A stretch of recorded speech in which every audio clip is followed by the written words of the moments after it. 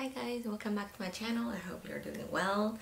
Today we're having a cloudy day, but I think it's okay because the video is actually me talking to you about my recent experience with selling and buying on Poshmark. So I think I'm kind of late to the party now. Poshmark has been around for quite some time, and a lot of my friends and people that I know are using the platform to buy and sell items. I have personally not ever purchased anything or sold anything on the platform before, simply because I am aware that there is kind of a 20% fee that they charge for any items that you sell. So, you know, I've sold tons of bags before, you guys know that, but just because of that, I haven't kind of tried the platform. Recently, some people recommended it to me because it appears to sell things faster, and there are benefits to it because you know, there is that protection, I guess, between the seller and the buyer.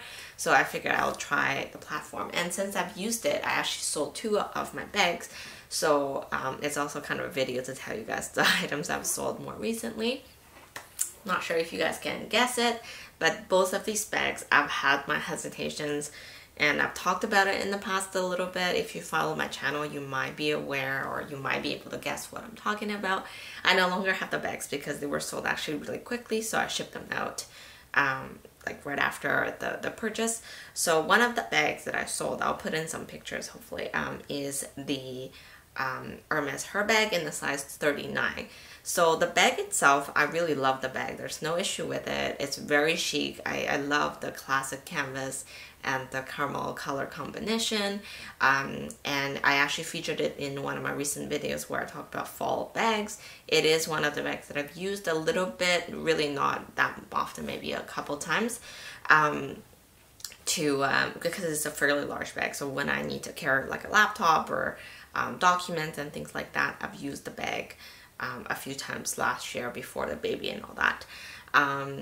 But every time I talk about the Hermes Her Bag, I mention how I am bothered and annoyed by the opening and closure system of the bag. It's really not that convenient for me personally, because you do have to like loop through, if you want to actually close it properly, you have to loop through the straps, and it just added hassle. Not very easy to open and close because of that reason.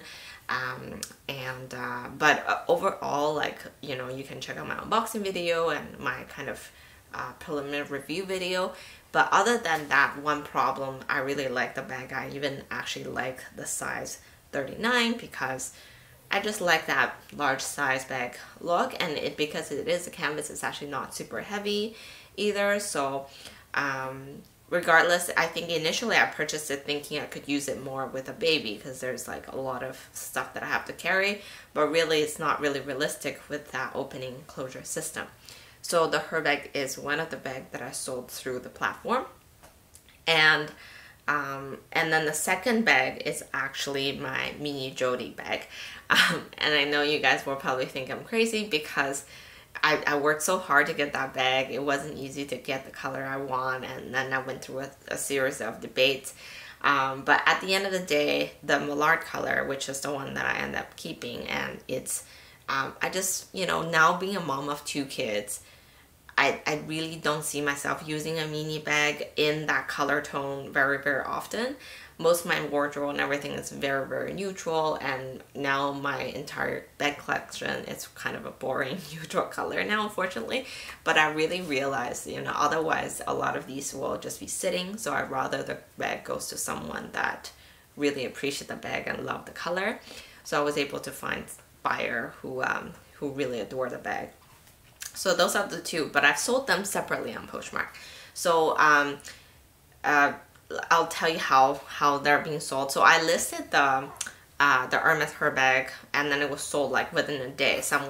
You list the price, and then someone made you an offer. When they made you an offer, you can counter the offer, and if you choose to accept the offer, you are able to see how much roughly you'll be getting if you accept the offer. I believe I counted the offer, and then I was able to see how much I was getting. Obviously with the Hermes bag, it was over $700. So for any item that's over about $700, Poshmark will authenticate for you. I actually never sold it through Poshmark, so I don't really know how the process will work. I saw the offer, I countered it, the person accepted, which means it was sold. So I don't know if at this point there is still a way for you to kind of decline or change your mind about it. Probably, I mean, if you don't send the item, there's nothing really much they can do about it. But it was accepted, so me being, you know, I'm very keen, I kind of, you know, I know the person has already paid through Poshmark, so I wanted like ship it out right away. I got this prepaid label from Poshmark right away, you know, once you enter all your info and stuff. And it was actually being shipped to their Vancouver location where they will authenticate the bag. So the buyer is actually from Montreal, and you guys know I'm located in Ottawa. The bag now is being shipped from my location to Vancouver to being authenticated. And I was like, okay, and you will not get any fund until the buyer actually receive the item and accept the item as is, in case you are not aware. So I was like, okay, well, the shipping alone took maybe a week or so, I think, from Ottawa to Vancouver, but it's a prepaid label, so I don't have to pay anything. I did have to pack it nicely. After a week, it finally arrived there, and then it's another 2 weeks roughly for authentication. About a week and a half, I received the email saying they noticed other details that I probably should have revealed to the seller. There were a little bit of stain and things like that. I was like, well, there's no, another thing about Poshmark, it's not like you are freely able to chat with the seller or with anyone there. It's like they purposely restrict or limit your ability to communicate between buyer and seller and to Poshmark themselves. So even when they give me the update to say the item is authentic and they've noticed these additional details that they feel like they should reveal to the seller, there was no way for me to like what is it, to kind of go talk through it with them, or to what's the word I'm looking for, to debate with them on the details. Anyways, it was fair. It wasn't anything outrageous. It was authentic. But again, that took another 2 weeks. And then once they've confirmed that it was authentic, the item was acceptable to them, they then send it to the buyer, which took another week and a half or a weekish, because you're going from coast to coast at this point. And the buyer received it. So once they received, they have 3 days to accept the item. If they you know, find the condition and everything to be truthful, to be acceptable, or the 3 days will, like, once the 3 day run out, the money will come in automatically. So I think about after 2 days, the person received an item, she or he accepted the item and gave me a 5-star rating, which is great. My very first sell on Poshmark took an entire thing, took about a month, which is kind of ridiculous in my opinion, because you're out of your bag and you don't have the money coming in. However, you're going through this trusted platform, and you are somewhat protected, I guess, because if anything, if she rejects the item, I assume she has to send it back. Once I receive it, then they will release the fund to the person or something like that. But again, hopefully if you're truthful with your listing and you've revealed all the details, that shouldn't happen. And if it's item under $700, you won't even be going through this process, right? You'd be sending it directly to the buyer. And once they release the fund, you will enter all your direct deposit information on the app or website, whatever you're using, and then it's also another request, and then you'll be getting the money into your account, which I have not received yet. So the whole thing definitely takes about a month if it's an item that's of value. So that's the first experience. The second one is I also did list my mini Jody. However, the person was able to reach out to me via the bundle messaging platform, I guess. They reached out and said, is there any way we could chat about like the pricing and everything? So I think people who are experienced using Poshmark, they really use it as a platform to advertise their items and not necessarily using the platform to sell or buy their items, which I find it pretty neat as well. So basically then you can, you know, talk through that bundle chat. It's not really a chat system, but you can message each other, find your own communication ways, like through text message or Facebook, whatever you want, and then, you know, work it out a way privately. That's what we did with my mini Jody, and she was great. That way, You obviously don't have the protection from Poshmark alone. You can't use their authentication system. But then that's another 20 something % on the price. So whether you think that's worthwhile for the item you're buying or not, you know, that's up to you.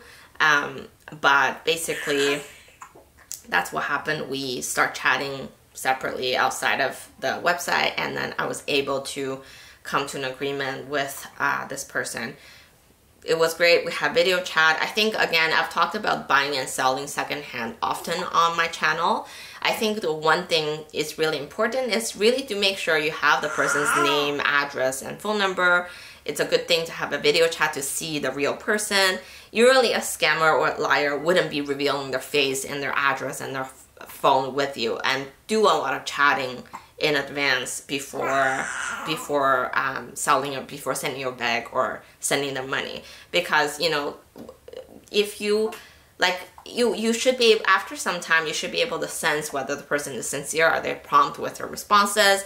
Do they feel like they're hiding something? If they're sending you pictures and videos upon request, usually it's fine. The only risk would be, you know, maybe the condition is not as great as you want it to be. I'll just get the baby. I am back again. It's been a few hours since since I cut off last time. But believe it or not, this baby, my second baby, is actually so much easier than my first one, and she's generally pretty good, like by herself and no fuss. So, but again, it's just not easy still. At early, like 2 months is really easy for us to have that schedule, for me to really know when I can record and things like that. But no complaints. Regardless, so where I left off was when I sold the second bag, which is the mini Jody, and I'm still quite sad about it. Kind of have a bit of regret. I think this year with the baby and everything, I really just try to you know, narrow down my collection a little bit, make sure the things there are being used. To be honest, I bought so much bags in the last couple of years. Most of them are like brand new, hardly ever used. I can count the times I've used all of these bags with the pandemic situation and everything. So, you know, just want to be a little bit more mindful. So like I said, when you're buying privately or selling privately through Facebook, through Kijiji, you know, those Craigslist, or when there's no protection and the transaction is just e-transfer generally, make sure you really get a good amount of chatting with the buyer or the seller before you release a fund or you release a bag. So she was really great. We basically just connected, and then I sent her the bag. We did some video calls and things like that. So all good. I would mention here, it's a common question, and some people do ask me, is payment method. So with as when I'm selling my bags, I would prefer to use the PayPal friend and friendly option or the direct e-transfer option, because you know, even though you could go up for the PayPal protection program, which charges you a 3-4% on top of your sale price, I feel as the seller, they don't really protect the seller as well, because the buyer can just file a complaint or file a claim, and the fund will be on hold. It won't be released until the investigation is over. You know, if they claim that you sent them a fake bag, or they claim the bag is damaged or not as per the condition you advertised, then the fund will be held right away. So what I do is I actually call the person at the post office, or just before I go to the post office. It's almost like a face-to-face transaction. And then they will send me the money at the same time as I send them the bag. So that's generally how I've been operating, and never had an issue. Again, the additional shipping insurance, that's something, you know, you can work it out between the buyer and seller. But again, I've been shipping all across Canada and never had an issue. So yeah, I did sell quite a few bags in the last few months. So the Hermes Her Bag and the mini Jody is my two last bags that I sold. And then you guys know I recently purchased a mule, the Manolo Blahnik Maysal mules. And once I got the Poshmark account, I was kind of browsing what's out there. I was never really intended to buy just because I know they charge a 20% off on top of that. But I saw these beautiful Manolo mules, and they're kind of in the new condition, never been worn outdoors. There's a bit of a stain on the back, but you can tell it's not been worn outdoor. Another thing I've noticed is the sole, because it is a leather sole, it does have a patina over time. So I saw these and they were in a really good price. I put in an offer for it and it was accepted. So I guess I probably offered it too high. I could have reached out privately, but I really didn't think it was necessary, or I didn't even realize it could be done at the time. And it was a really good price. It was like $100, but they were really cute. The black suede is actually the leather I want for the Mesa Mule, but those ones are not on sale or anything like that. So I got these in the black suede, which are really nice, and they have the rose decor at the tip.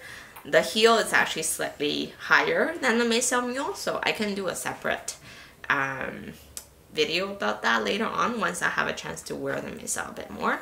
I'm gonna just put it on to show you guys how it looks like.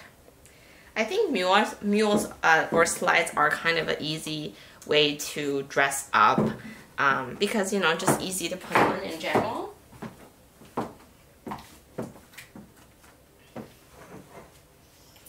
And the dress is from Zara. I purchased from the most recent sale that they were having.